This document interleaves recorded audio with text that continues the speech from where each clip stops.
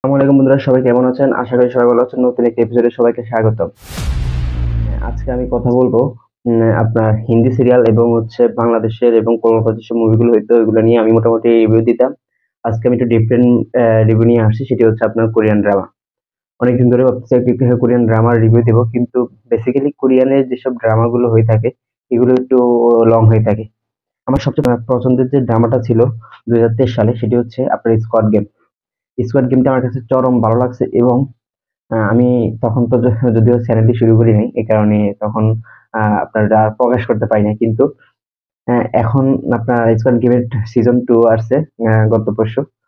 তো এই সিরিজটা দেখার পর আমার যে এক্সপেরিয়েন্সটা দেখার, সেটা অবশ্যই আপনাদের সাথে শেয়ার করবো। কোরিয়ান সিরিজ এবং কোরিয়ান ড্রামাগুলো বরাবরই আমার কাছে অসাধারণ লেগে থাকে। আমার সিরিজের মধ্যে সবার তালিকার উপরে থাকে, ১ নম্বরে হচ্ছে কোরিয়ান সিরিজগুলো আমার সবচেয়ে পছন্দের হয়ে থাকে এবং তারা সবসময় এই সিরিজের জন্য বিখ্যাত।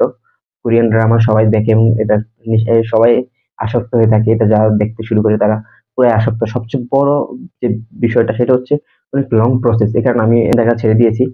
আগে অনেক দেখতাম, বাট এখন দেখি না। এটা হচ্ছে কি একটু লং প্রসেস।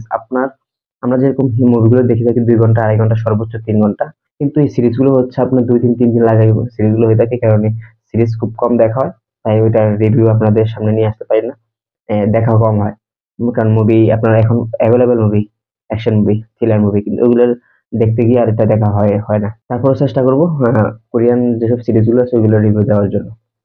তো স্কোয়াড গেমের মোটামুটি পর্ব কম, ৭ পর্বে। এটা খুবই অসাধারণ মুভি। এই সিরিজটা আমার কাছে যথেষ্ট ভালো লাগছে। ২০২৩ সালে ২৪ সালে সেকেন্ড সিজন চলে আসছে। আপনারা অবশ্যই দেখবেন। এটা খুবই অসাধারণ ছিল। এটা একটা গেম। এটা হচ্ছে একটা মাস্টার মাইন্ড প্ল্যানিং, যার উপর হচ্ছে এটার গল্পটা এভাবে সাজানো হয়েছে। আপনার যে সাজাইছে সে এভাবে এটা ক্রিয়েট করছে। মনে করেন আমি এই স্কোয়াড গেমটাকে পরিচালনা করতেছি। আমার থিংকিংটা এরকম যে আমার আশেপাশে যারা ঋণগ্রস্ত, তারপর তারা খুব গরিব, তারপর আপনার দেশের একটা শ্রেণীর, জাতিগতভাবে আমরা ভিন্ন হলেও আমরা প্রথমে মানুষ।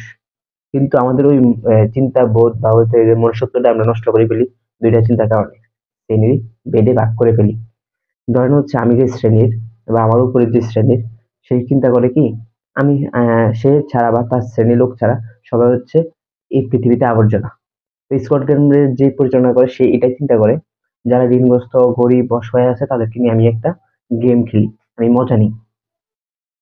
তো তাদেরকে ধরে না, তাদের ইচ্ছাভাবে, তাদেরকে ইচ্ছাকৃতভাবে একটা ট্র্যাপে ফেলানো হয় যে তোমরা আসতে বাধ্য, যেহেতু তোমাদের টাকার প্রয়োজন। ওই যে নিড একটা প্রয়োজন, ওই প্রয়োজনকে কাজে লাগিয়ে তাদেরকে এখানে আনাই, গেমস এর একটা রূপান্তরিত করে। গেম ৬ টা পর্বে গেম খেলতে হবে। যে লাস্ট পর্যন্ত টিকে থাকবে সে হচ্ছে উইনার। সেভাবে বিলিয়ন টাকা, ওয়ান, ওই কোরিয়ান টাকা হচ্ছে ওয়ান, কত ওয়ান যেন সে টাকা পেয়ে থাকে। তো এটার গল্প এভাবে সাজানো হয়েছে। এটা সেকেন্ড পার্টে সাজানো হয়েছে। আপনার প্রথম পার্টের যে নায়ক ছিল, যে উইনার ছিল, সে সেকেন্ড পার্টে সে রিয়েলাইজ করছে যে এই টাকা পাইছে, এত টাকা তার ১৪ জনম সে ভোগ করতে পারবে। এই টাকা আমি আমার মানে অনেক মানুষের রক্তের বিনিময়ে টাকা অর্জিত। তো আমি এই টাকা এভাবে এ চাই না।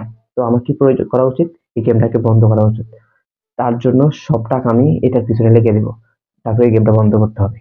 তো সেকেন্ড সিজন থেকে এটা এই স্ক্রিপ্ট বা এই চিন্তা ভাবনা দিয়েই সাজানো হয়েছে, যেটা বন্ধ করবে মূলত ভিলেন কে সেটা দেখানো হয়েছে।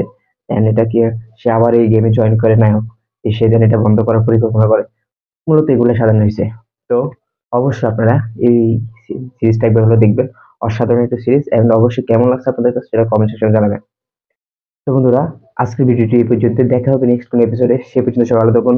আর হ্যাঁ, সেটি হইতে পারে সিরিজ বা কোনো মুভি রিভিউ। তো অবশ্যই সবাই কমেন্ট সেকশনে জানাবেন এবং লাইক, কমেন্টস করতে ভুলবেন না। তো আজকের ভিডিও পর্যন্তই। আল্লাহ হাফেজ।